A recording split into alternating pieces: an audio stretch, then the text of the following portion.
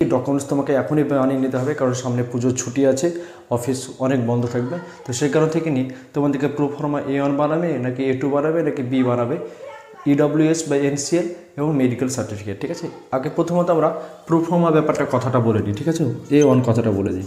দেখো ভালো করে কথা শোনো, আশা করছি বুঝতে তোমাদের অসুবিধা হবে না। দেখো A1 হচ্ছে সে সমস্ত ক্যান্ডিডেটরা যারা গ্যাপ নিয়েছে। ধরো এইচএস পাস করেছে 2-1 বছর আগে, তারপরে মিডলে গ্যাপ নিয়েছে, দিয়ে তোমার এখন ANM JNM পরীক্ষা দিয়েছে এবং হয়েছে কাউন্সেলিংয়ের ডাক পেয়েছে বা কাউন্সেলিং করাবে। তো তাদের ভেরিফিকেশনের সময় AN দরকার আছে। ঠিক আছে, A2 কাদের জন্য? যারা এই 2024-এ এইচএস পাস করলো, সদ্য এইচএস পাস করে পরীক্ষা দিয়েছে এবং হচ্ছে তারা কাউন্সেলিং অ্যাটেন্ড করলো এবং হচ্ছে ভেরিফিকেশন করাতে যাবে, তাদের জন্য A2। আর B যারা হচ্ছে পশ্চিমবঙ্গের বাইরে থাকে, অর্থাৎ এটা আমাদের নয়, এটা নিয়ে আমাদের মাথা ঘামাবো না। আমাদের A1 অর্থাৎ A1 তারা বানাবে যারা গ্যাপ নিয়েছে, অলরেডি গ্যাপ নিয়েছে, তারা অবশ্যই A1 বানাবে। A2 শুনে A2 বানাবে না। অনেকে বলবে যে A1 A2 একই, ঠিক আছে, আমিও ভাবতাম A2 আলাদা। আলাদা কারণ হচ্ছে এটা শুধুমাত্র তোমার যে রেগুলার যে সমস্ত স্টুডেন্ট তাদের ক্ষেত্রে, ঠিক আছে। আর A1 হচ্ছে যাদের গ্যাপ আছে তারা। আর A1 তুমি দুই ক্ষেত্রে বানাতে পারো, A1 সব ক্ষেত্রে অ্যাকসেপ্টেবল। ঠিক আছে, A1 সব ক্ষেত্রে অ্যাকসেপ্ট করবে। এই জন্য আমি সবাইকে বলেছি তোমরা A1 বানিয়ে নাও, A2 ঝামেলার দরকারই নেই, A1 বানিয়ে নাও।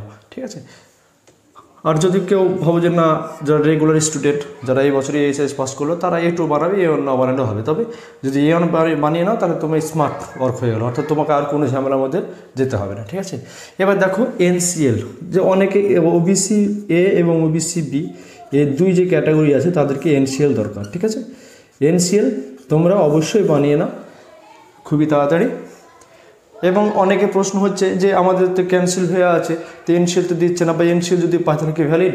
দেখো NCL তুমি যদি পেয়ে যাও, সে ক্যান্সেল হোক বা না ক্যান্সেল হোক, NCL যদি পেয়ে যাও তাহলে তোমার সেই সার্টিফিকেট ভ্যালিড, সোজা কথা। ঠিক আছে, এবার দেখো মেডিকেল ফিটনেস সার্টিফিকেট। তোমরা মেডিকেল ফিটনেস সার্টিফিকেট সবাই যে তোমাদের মেডিকেল কলেজ আছে, মেডিকেল কলেজ থেকে বানাবে।